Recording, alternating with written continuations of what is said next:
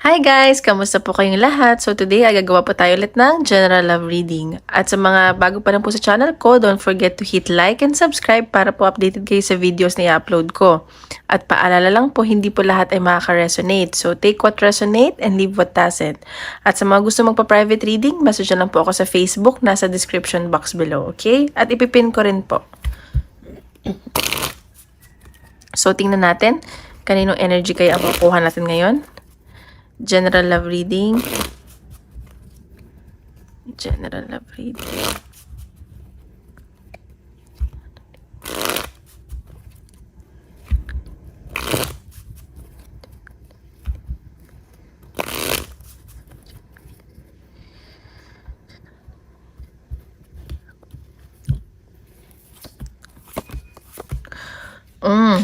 Okay, sa nakikita ko, itong person mo, medyo pagod to ngayon eh, or nag-overthink. Or meron isang tao dito na siguro nagkakagusto sa inyo.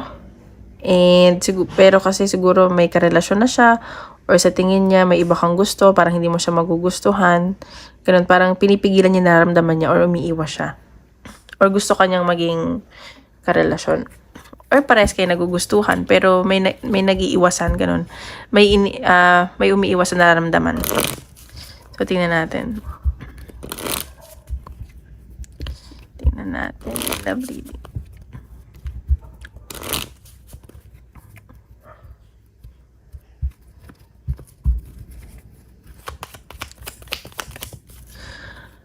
Isa lang po, dalawa yung lumabas. Dalawa.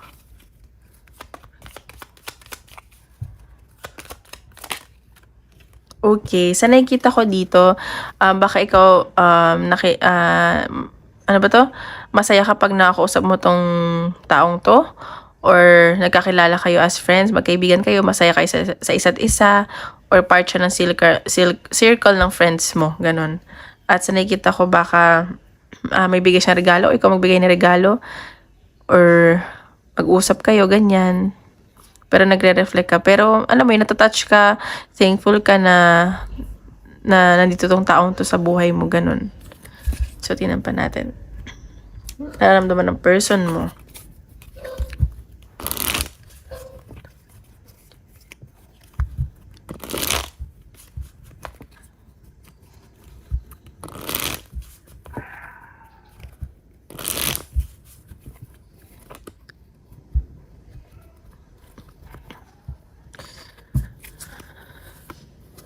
Okay, sa nakikita ko itong taong to, attracted to sa'yo. Very like, basta sobrang, paano ko ba sabihin? Nag-iinit siya pag nakikita ka ganyan. Attracted tong taong to sa'yo. Very passionate siya. At hindi niya din maintindihan yung nararamdaman niya. Alam mo yung, hindi niya alam kung ano ba, last lang ba yun or pagmamahal na, ganun. Ayan, parang may gusto siyang, ano ba, parang may gusto siyang simulan sa inyong dalawa. Alam mo yun, parang, ano ba, parang nagugustuhan ka talaga nitong taong to. New love, ganun. Sa nakikita ko, may nakikita niya, magaan yung loob nitong taong to sa'yo. Like, ano ko ba, paano ko ba sabihin, like, ano ba, di na nawawala ako. Basta magaan yung loob niya, parang, kung magkakaroon man siya ng relasyon, parang, gusto niya magkakarelasyon kayo, ganun. May nakita din ako abundance. Ayan. Pero itong taong to, ginagamit yung utak nito. Or, alam niya may iba pang nagkakagusto sa'yo. Ayan, mas nagiging matalino siya. Or yun nga, mas alam niya may nagkakagusto pa sa'yo bukod lang sa kanya. Ayan, so itong taong to, marami itong pinagdadaanan or nahihirapan na siya sa nararamdaman niya. Hindi niya masabi sa'yo, ganun yung nasa sense ko. Hindi niya maamin. Sobrang nabibigatan na siya, ganun.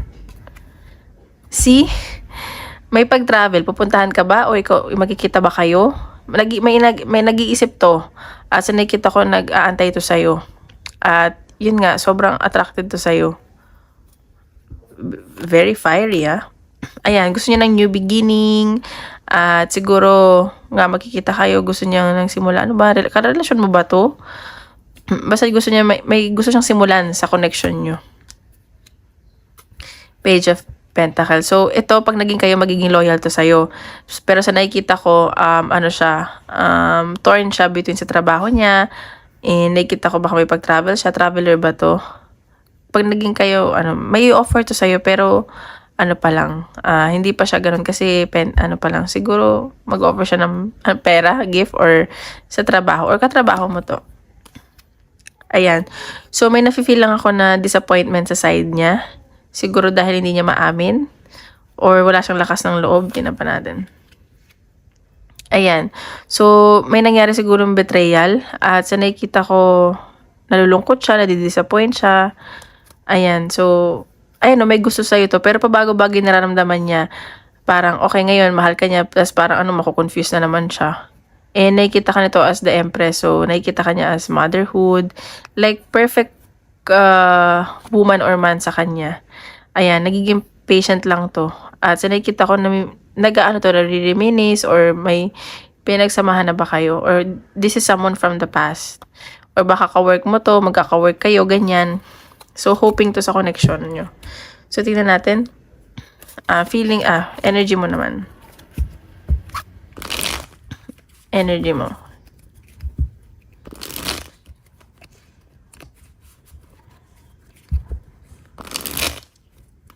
Oops.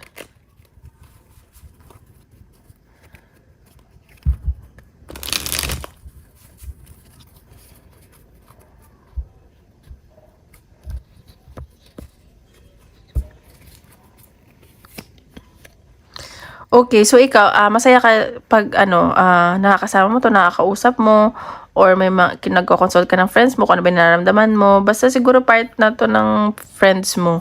So nakikita ko masaya ka. And parang tuwing nakakausap mo siya, parang laging celebration, or may celebration na paparating sa inyo. Ayan, nahihirapan ka nakakaisip sa taong to. Di ka na makatulog, di mo alam kung anong gagawin mo, di mo alam kung anong intention niya sa'yo, ganyan. Ayan, so nakita ko, may pagbibigayan dito. So nakita ko, parang ikaw yung more like nag-e-effort or nagbibigay sa kanya, tapos siya tanggap lang ng tanggap. So, ka lang, laylo ka lang, ganun. Ayan, sa siguro minamanifest mo tong tao na to, or namamanifest ka niya. Kasi parang biglaan yung nangyari eh. Nakita ko na parang papunta na sa pagmamahal yung nararamdaman mo. Like, nagkakaroon ka na ng feelings. Ganun. Ayan. Bakit pares ka ng energy? Siguro, natatakot na kayo baka may ending na mangyari sa inyo, or na-betray na kayo ng mga past relationship nyo, or may nangyaring ending sa inyo, at natatakot na kayo na mangyari ulit yun. Ayan, King of, oh my God, parehas kayo ng energy. So, passionate at attracted kayo sa isa't isa. Ayun lang yung masasabi ko. Pero parang walang gumagawa ng kilos dito. 10 of Cups. So, may nakikita akong reunion. Baka magkita kayo. And nakikita ko na magiging masaya kayo. Like, 10 of Cups. Full of joy, full of love, and punong-puno ng emosyon. Ayan, 4 of Swords. Pero ikaw sa nakikita ko magre-relax ka lang, chill ka lang. Hindi kayong G. Ayan, 2 of Pentacles. So, wini-weigh mo pa rin naman to. May mga pinag-iisipan ka kasi kailangan mo gumawa ng desisyon. Hindi basta-basta. So, you're creating your own boundaries. King of Swords din. So, parehas ka na energy. So, or baka marami nagkakagusto sa'yo. Or 3 lalaki o babaeng involved sa'yo. So, yun nakikita ko. Tingnan natin. Sabihin ni Universe.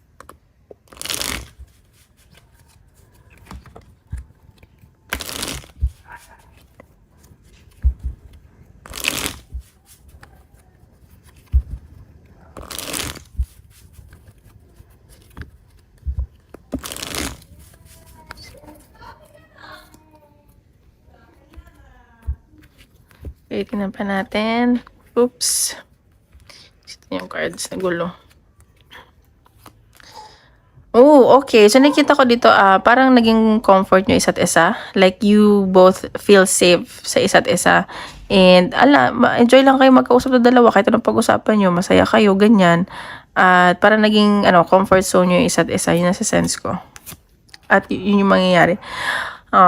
May natatouch ako. Bakit? Alam mo, ang saya ng energy ko. Parang akong kinikilig. Gets nyo yun? So, fated meeting. So, meant to be na mag-meet kayo na mangyari to. Siguro, may past life connection kayo. Itong connection to, importante to sa inyo. Competition. So, ingat ka lang kasi baka mamaya involved sa iba tong, itong tawag dito, ka-connection mo. Pero ganun yung nakikita ko. So, baka may mag-take ng chance dito. Baka, ikaw yung mas piliin niya. Gambling. So, ayun, happiness. Ang tawag dito, masaya kayo sa isa't isa. Ayun, so tingnan pa natin.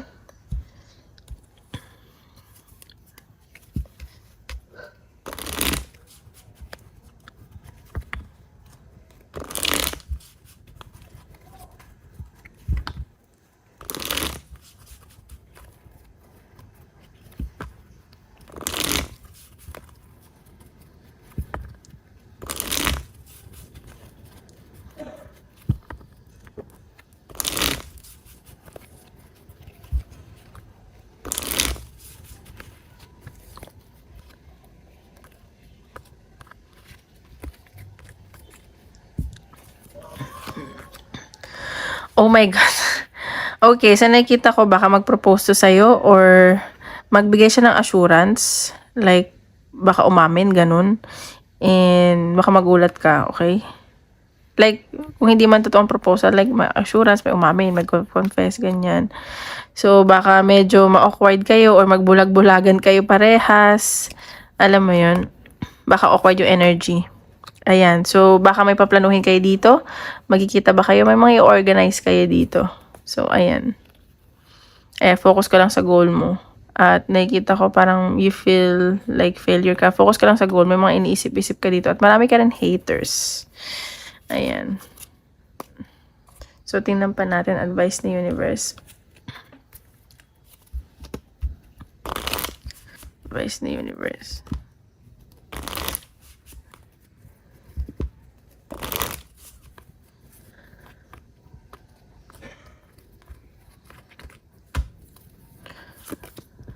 Don't be afraid to sing. So, ayan, sinasabi dito na huwag kang matakot mag-voice out sa mga nararamdaman mo or mag-share sa mga kaibigan mo, ganyan. So, don't seek anyone's approval. So, do whatever you want. So, ayun na nakikita ko na, tawag dito, kung masaya kayo sa isa't isa, huwag na kayo makinig sa sasabihin ng ibang tao. Kasi, the more na mag-expect kayo, magsasaktan kayo. So, yun lang. So, ngayon, punta tayo sa career. Okay? So, yan natin. Guys, kung hindi pa kayo nag-like at subscribe, don't forget to hit like and subscribe. Okay? Tingnan natin. Sa career. General card reading.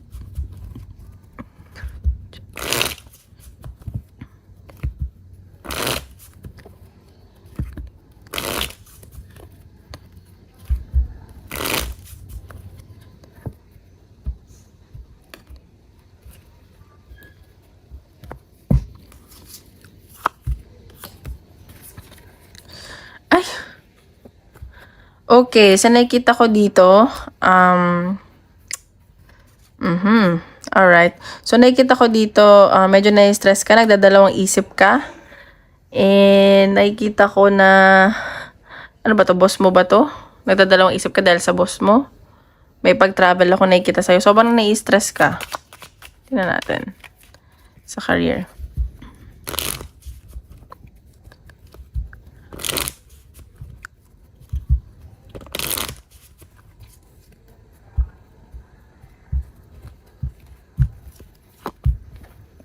Judgment. Okay, nakikita ko sa career, magiging maayos naman daw yung career mo. Siguro may nakaalitan ka doon, may hindi ka nakasundo. Baka this time, kailangan mong harapin yon.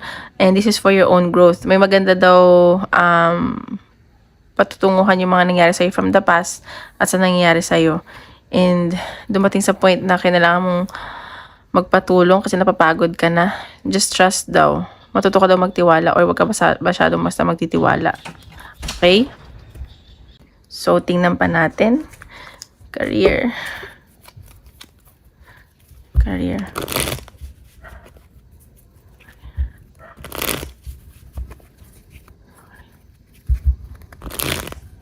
Oops.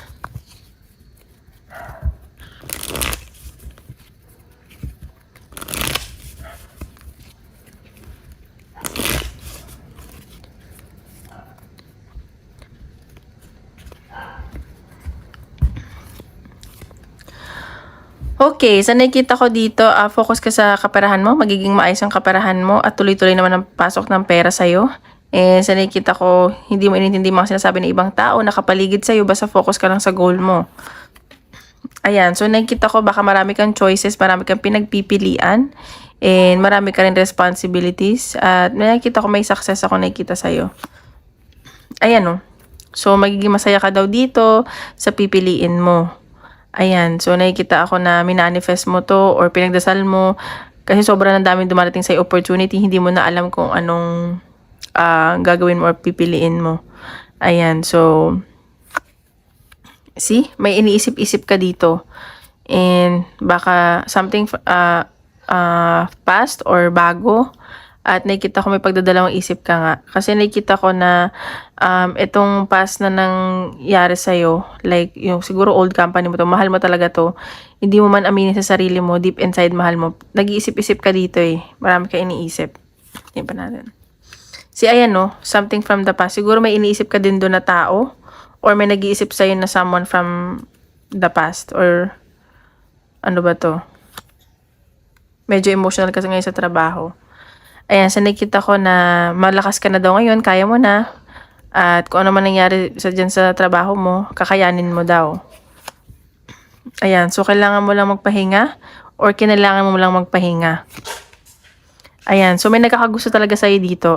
Attracted talaga sa'yo itong taong to at very passionate. And ayun, tingnan pa natin. May nasasaktan dito oh, isang lalaki din. Isang lalaki o babae. Ayun, may nasasaktan siya. Oh my God, sino to? Tingnan pa natin. Career.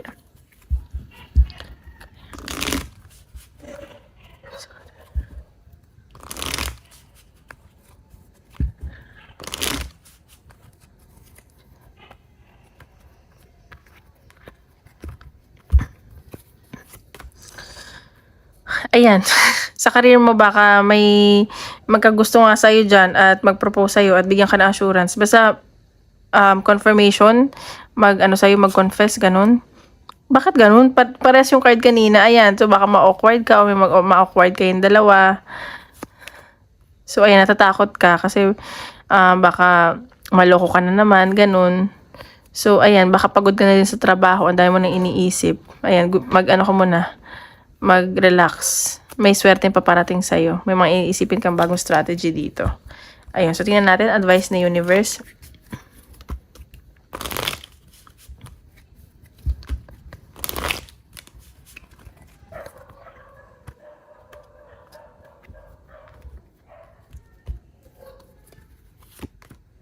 Ayan, protected by angels. You are cherished by the angels. So, wag ka daw mag-alala kung nahihirapan ka, nai-stress ka, kasi you are protected. Kung nadadalawang isip ka sa mga bagay-bagay dyan sa career mo, you are protected. Hindi ka daw pababayaan. Answering the call. The time is now. So, mag-decide ka na daw ngayon kung anong dapat mong gawin.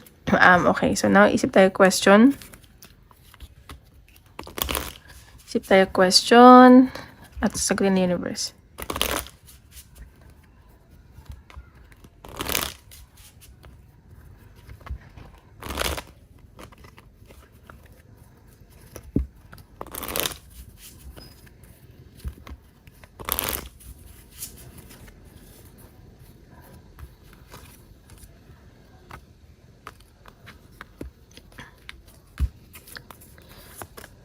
Look for a sign. So, mag-look up daw ng sign. Pero wag ka na daw mag-alala. Ayan. So, not the right time. Ask your angels. So, ayun lang guys. Maraming salamat. Tomorrow ulit.